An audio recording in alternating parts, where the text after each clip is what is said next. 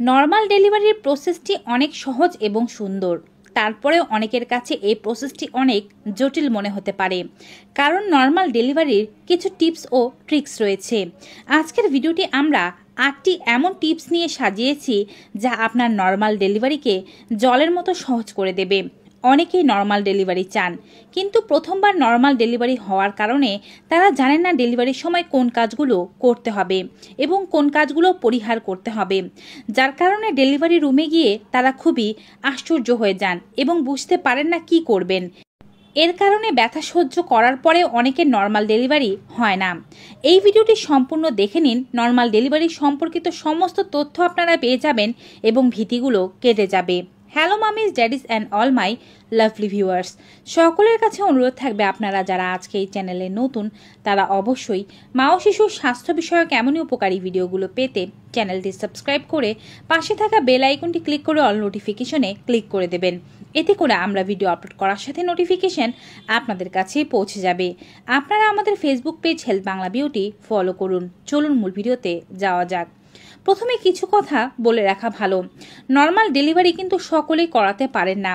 যদি আপনার body normal ডেলিভারির জন্য ফিট না থাকে, আপনার ওজন খুব বেশি থাকে বা বাচ্চার ওজন খুব কম থাকে, আপনার হাই প্রেশার, ডায়াবেটিস বা রক্তশূন্যতাজনিত কোনো জটিলতা থাকে এবং আপনার বাচ্চা উল্টো পজিশনে থেকে থাকে, ডক্টর আপনাকে আগে থেকেই বলে দিয়ে থাকে যে আপনার নর্মাল ডেলিভারি হবে না, সেক্ষেত্রে জোরপূর্বক নর্মাল ডেলিভারি করাতে গেলে আপনার ও বাচ্চার উভয়েরই ক্ষতি হতে পারে। আবার এমন অনেকেই আছেন যারা শারীরিকভাবে পুরোপুরি ফিট, কিন্তু শুধুমাত্র ব্যথার ভয় তারা নর্মাল ডেলিভারি করাতে চান না। তারা ভাবেন সিজার করিয়ে বাচ্চাকে বের করে নেবেন। তবে মনে রাখবেন, শারীরিকভাবে সুস্থ থাকা সত্ত্বেও কোনোভাবেই সিজারের ডিসিশন নেওয়া উচিত নয়। যদি আপনি নর্মাল ডেলিভারির জন্য ফিট থাকেন তবে অবশ্যই নর্মাল ডেলিভারির চেষ্টা করবেন। এতে করে আপনি ও বাচ্চা দ্রুত সুস্থতা লাভ করবেন।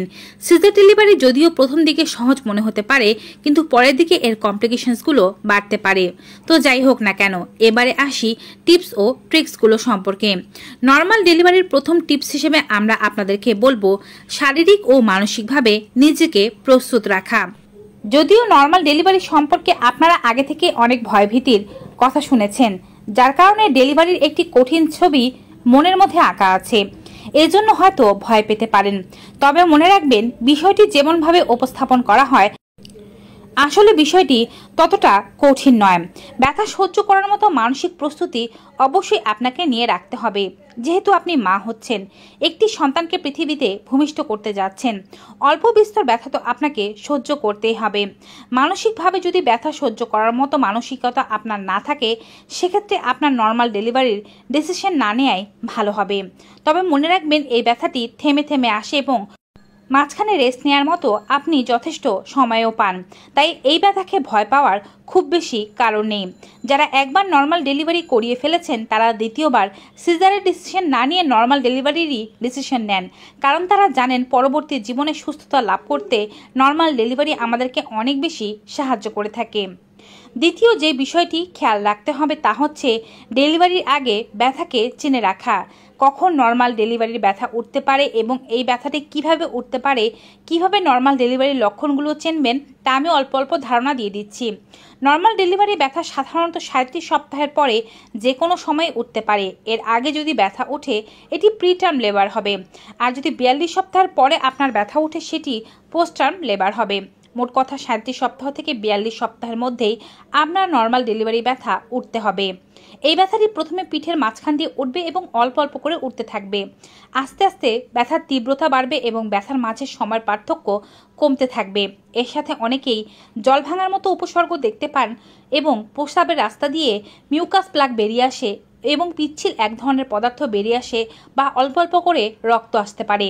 এগুলো নর্মাল ডেলিভারির লক্ষণ।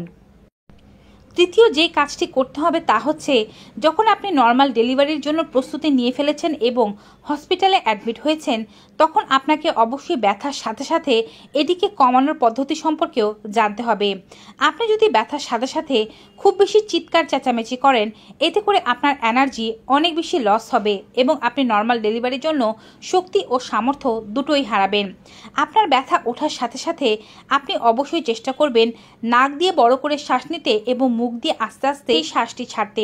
ব্যথাটি হয়তো সর্বোচ্চ 30 সেকেন্ড থেকে 45 সেকেন্ড পর্যন্ত থাকতে পারে। এই সময় জুড়ে আপনি এই কাজটি করুন, এতে করে আপনি ব্যথা ম্যানেজ করতে পারবেন। অতিরিক্ত চিৎকার চেঁচামেচি করে আপনার শক্তি অপচয় হবে না, এবং অতিরিক্ত চিৎকার চেঁচামেচি করলে আপনি যেমন ভয় পান, হসপিটাল কর্তৃপক্ষও ভয় পেয়ে যায়।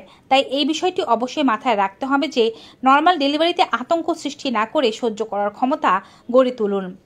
চতুর্থ যে কাজটি করবেন তা হচ্ছে অতিরিক্ত শুয়ে বসে না থাকা। অনেকে ব্যথা ওঠার সাথে সাথে সমস্ত সময়টি বিছানায় শুয়ে কাটান, এতে করে কিন্তু জরায়ুর মুখ খুলতে বেশি সময় লেগে যায়। অনেকের ক্ষেত্রে দেখা যায় জরায়ুর মুখ খোলেই না। মনে রাখবেন, আপনার জরায়ুর মুখ যত দ্রুত খুলতে থাকবে আপনার বাচ্চা ডেলিভারির প্রসেসটি তত দ্রুতই আগাতে থাকবে। তাই এ সময় অবশ্যই চেষ্টা করতে হবে হালকা হালকা হাঁটাহাঁটি করা। যদি আপনি একটু দ্রুত হাঁটতে পারেন তবে দ্রুতই হাঁটবেন। বাচ্চা নিচে নামতে এবং জরায়ুর মুখ দ্রুত খুলতে হাঁটাহাঁটি আপনাকে সাহায্য করবে। পঞ্চম কাজটি হচ্ছে অল্প অল্প করে শক্তিদায়ক খাবার খাওয়া এবং জল পান করা। ব্যথা ওঠার সাথে সাথে অনেকেই কাহিল হয়ে পড়েন, খাবার খাওয়া তো দূরের কথা, জলটুকু পান করতে চান না। অথচ নর্মাল ডেলিভারি একটি শক্তিদায়ক কাজ এবং এর জন্য আপনার বডির অবশ্যই আগে থেকে প্রস্তুত থাকতে হবে। আপনি যদি জল পান করা বন্ধ করে দেন এবং আপনি যদি খাবার খাওয়া বন্ধ করে দেন, তবে নর্মাল ডেলিভারির শক্তি আপনি কোথা থেকে পাবেন? এ সময় ব্যথার মাঝের যে পার্থক্য থাকে তখন কিন্তু আপনি একেবারে স্বাভাবিক অনুভব করেন। তখন আপনার শরীরে কোনো সমস্যা থাকে না। তখন অল্প অল্প করে জল, এনার্জি ড্রিঙ্ক, ফলের রস, খাবার খেতে পারেন। এবং খেয়াল রাখতে হবে যে আপনার ডেলিভারির প্রসেসটি কিন্তু একটু লেন্দি হতে পারে। প্রথমবার ডেলিভারি যাদের হয় তাদের ক্ষেত্রে দেখা যায় সর্বোচ্চ 2 থেকে 3 দিন পর্যন্ত ব্যথা হওয়ার পরে ডেলিভারি হতে পারে। এজন্যই আপনাকে খাবার খেতে হবে এবং নিজেকে হাইড্রেটেড ও শক্তিপূর্ণ রাখতে হবে। সর্বোচ্চ 2 থেকে 3 দিন পর্যন্ত ব্যথা হতে পারে ভেবে কিন্তু ভয় পেয়ে যাবেন না। তীব্র ব্যথা সর্বোচ্চ 7 থেকে 8 ঘন্টাই হতে পারে। তার আগে যে ব্যথাটি হয় সেটি কম পরিমাণে হয় এবং সেটি সহনীয় মাত্রায় হয়। পিরিয়ডের সময় আপনাদের যেমন ব্যথা হয় ঠিক তেমনটাই। ষষ্ঠ কাজ হচ্ছে বডির বিভিন্ন বিষয়গুলোকে খেয়াল রাখা। যেমন আপনার জল ভাঙছে কিনা, জল ভাঙলে কতটুকু পরিমাণে ভাঙছে, জলের সাথে কোনো প্রকারের ময়লা কালচে পদার্থ বেরিয়ে আসছে কিনা। জলের সাথে কোনো প্রকারের ময়লা কালচে পদার্থ বেরিয়ে আসা মানে হচ্ছে আপনার বাচ্চা পটি করে দিয়েছে। এক্ষেত্রে দ্রুত সিজার না করালে বাচ্চার ইনফেকশন হতে পারে। এছাড়াও বাচ্চার হার্টবিট ঠিক আছে কিনা, বাচ্চা ঠিকমতো মুভমেন্ট করছে কিনা এবং আপনার জরায়ুর মুখ ঠিক কতটুকু পরিমাণে খুলছে তা ডক্টরের কাছ থেকে বারংবার জেনে নিতে হবে। সপ্তম লক্ষণীয় বিষয় হচ্ছে ব্যথার চাপ সম্পর্কে জানা। ব্যথাটি ঠিক কেমন হয় অনেকে তা জানেন না।